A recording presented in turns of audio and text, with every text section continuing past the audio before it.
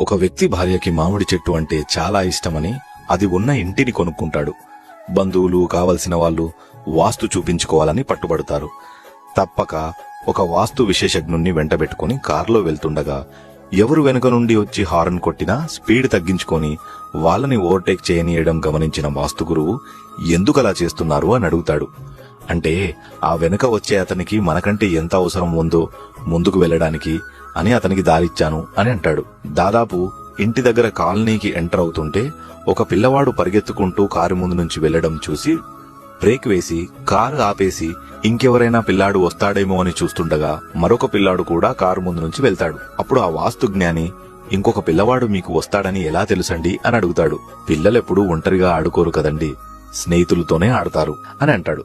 సరిగ్గా ఇంటి ముందుకు చేరుకోగానే మామిడి చెట్టుపై నుంచి పక్షులన్నీ ఎగిరిపోవడం గమనించిన యజమాని, గురువుగారు ఇప్పుడే కారు దిగకండి, మనం కారులోనే ఉండి వాళ్ళు వెళ్ళాక వెళ్దాము అని అంటాడు.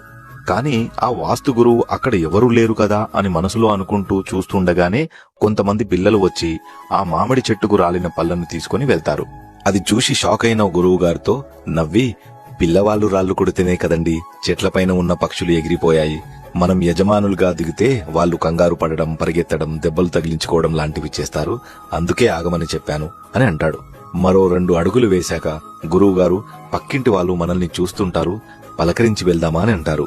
దానికి గురువుగారు, వాళ్ళు మన గురించి ఎందుకు చూస్తుంటారు అని అడగగా, ఈ ఇల్లు ఇక్కడే ఉంది, వాళ్ళు ఎన్నో సంవత్సరాలుగా పొరుగింట్లో ఉంటున్నారు, ఎలాంటి వాళ్ళు పక్కింట్లోకి కొత్తగా వస్తారని వాళ్లకు కూడా కంగారుగా ఉంటుంది, పలకరించి వెళ్తే పరిచయం ఏర్పడి ప్రశాంతంగా ఉంటారు అని అంటాడు. ఇవన్నీ చూసిన వాస్తు గురువు గారు, ఏవండి, వాస్తు అంటే ప్రకృతి, పరిసరాలు, మనుషులు, వాటి ప్రశాంతతను గౌరవించడం, అన్నింటిలోనూ మంచి చూస్తూ అందరికీ సహాయపడే గుణమున్న మీలాంటి మనస్తత్వం ఉన్న వాళ్ళకి వాస్తు ఎప్పుడు అనుకూలంగానే ఉంటుంది, ఎప్పుడు శుభమే జరుగుతుంది అని చెప్పి, కానీ సమాజాన్ని ప్రేమించిన వారిని ఇంట్లో వారు చిన్నచూపు చూస్తారు, అదొక్కటి మనసులో ఉంచుకోండి అని చెప్పి వెళ్లిపోతాడు. ఇంకా మీరు నన్ను ఫాలో చేయకపోతే ఇలాంటి మరెన్నో మంచి కథలు మిస్ అవుతారు.